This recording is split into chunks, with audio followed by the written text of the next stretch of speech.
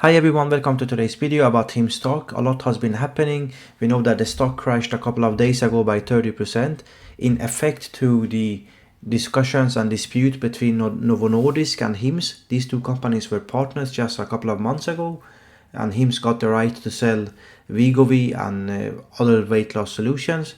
But now there's a lot of dispute going on and potential lawsuit coming hims' way. So this is a really risky situation for hims potentially. Again, I'm not a financial expert and also not a lawyer in this situation, so it's very difficult for anyone to understand what's going on and what is going to happen. There's a lot of risk coming with this company in additional to the risk of the being the high growth company. But I would say if you're new to this space, in a couple of years ago, hims introduced Ozempic. I believe it was in 2017 potentially, mainly for diabetes, but also it kind of showed that it could work for weight loss. Then they also introduced Wegovy, and Wegovy is another solution that is more targeted towards weight loss. Now the dispute here is that if you go to the webpage of hims, you can see that they have under weight loss segment Ozempic, Wegovy, Zepbound. Zepbound and Mounjaro are from Eli Lilly, I believe, the competitor to Wegovy and Ozempic. So remember, Zepbound and Mounjaro, if I recall correctly, is coming from Eli Lilly. Wegovy and Ozempic is coming from Novo Nordisk. Then obviously there's another, I think generically liraglutide is probably the compounded one. You can also see in the price of it like 165 and 299 a month compared to like 1900 a month for these branded versions from Eli Lilly and Novo Nordisk. Now the main dispute is regarding Wegovy, because I do believe, if I understanding this correctly, Novo Nordisk is saying that hims is pushing potential customers of Wegovy to these other ingredients like generic liraglutide, the compounded versions. They are essentially the same kind of medicine, but due to the last couple of years where the demand for these branded versions has been so high, so the FDA in the United States allowed compounders and third parties like hims to compound these generic versions of the branded versions of those medicines. Now those are much cheaper than the branded versions, and that is where the potential lawsuit and dispute between these two companies are arising. hims is continuing to sell, the generic versions, and I believe Novo Nordisk is feeling that you are taking away sales from us. You're selling this medicine that is essentially the same for like $300 a month compared to this other one that Novo Nordisk wants to sell for like $2,000, right? So I understand their point of view. But for consumers, surely it would be better for consumers to buy the same medicine essentially for like 1/6 or 1/5 of the price, right? So this is a really delicate situation. I understand that there's potentially patent infringement from hims. Again, that's why it's a really difficult situation.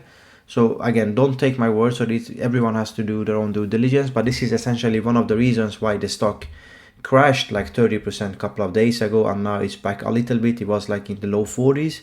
Now it's in the high 40s, almost at 50. Then again, the CEO of hims is really like going on an offensive. So let's see how this turns out. There's a lot of different opinions regarding this dispute. But if you for a moment forget all of this, I know it's very difficult.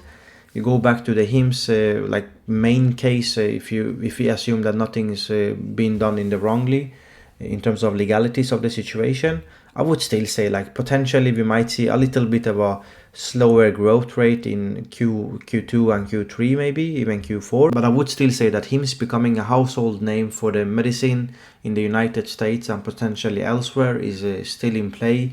This company is growing really fast. They're starting to get to a point of economies of scale. Again, look at this chart here. I'm showing you the total operating expenses in the colored bars, and you can see it's consisting of the general and administrative in the gray, technology development in white, then we have operations and support revenue coming in red, and then marketing. From left is Q1 of 2023 all the way up my projected models of Q1 of 2027. And you can see that specifically, obviously the operating expenses as percentage of the revenue goes down, obviously scalability of the company. But the main difference is probably going to come from the reduced marketing.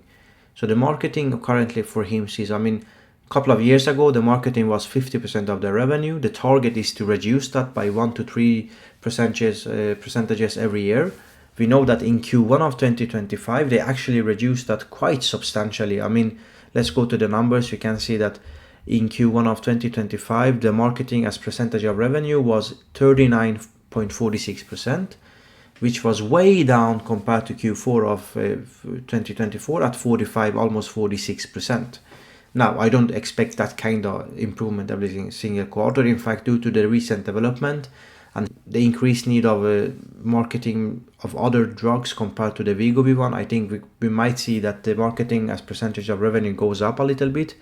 The guidance for Q2 was a little bit less than Q1. I mean, the revenue, they guided like 550 to 560 maybe. I'm hoping that they're gonna get 570 still. I think this is a really fast growing company.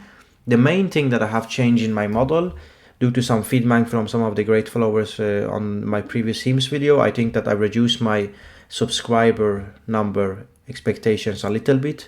You can see that Q1 was 2,366,000. Q2 I'm expecting roughly 5% increase, and I would say by Q1 of 2027 we are now down to 3.5 million subscribers due to the this kind of subscription loss. This is not for example Netflix. Usually people have their subscription on Netflix most of the year, but for medication you might have it for a few months, and then obviously hopefully the ideal scenario is that you solve your illness with these medications and then you don't need it.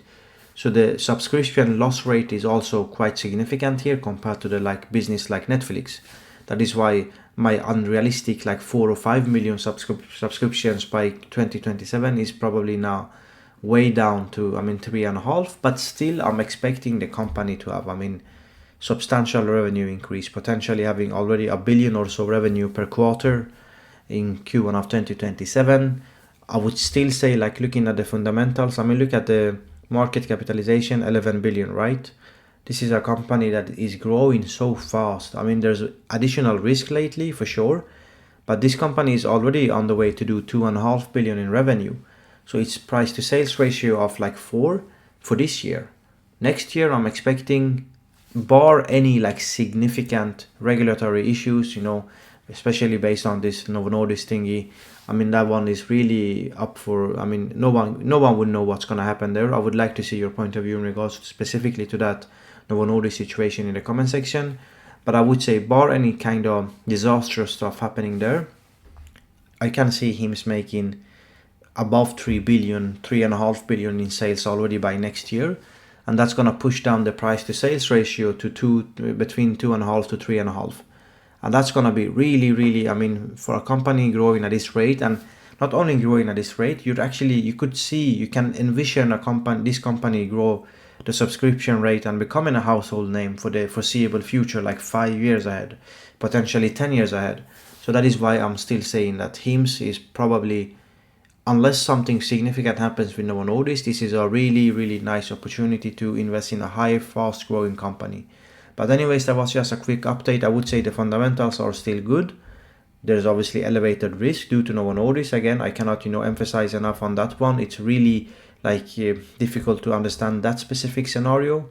But you can also see, let me zoom in on the net income for this past couple of quarters and potentially where we are going ahead of let's say 2025 and 2026.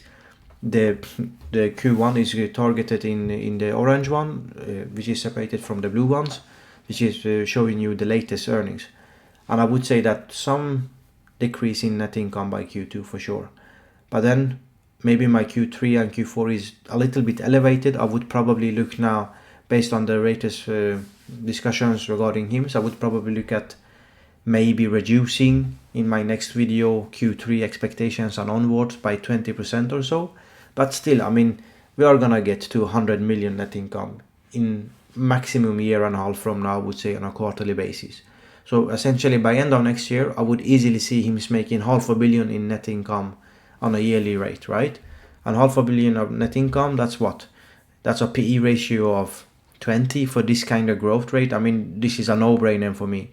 If they manage to make 100 million minimum net income on a single quarter from next year onward, or at least second half of next year, I can easily justify a price target for this company above 100, easily. So that's why I still see this is a really attractive, but there's elevated risk. But in any case, that was just a quick update. Please like and comment in the comment section, and see you in the next one.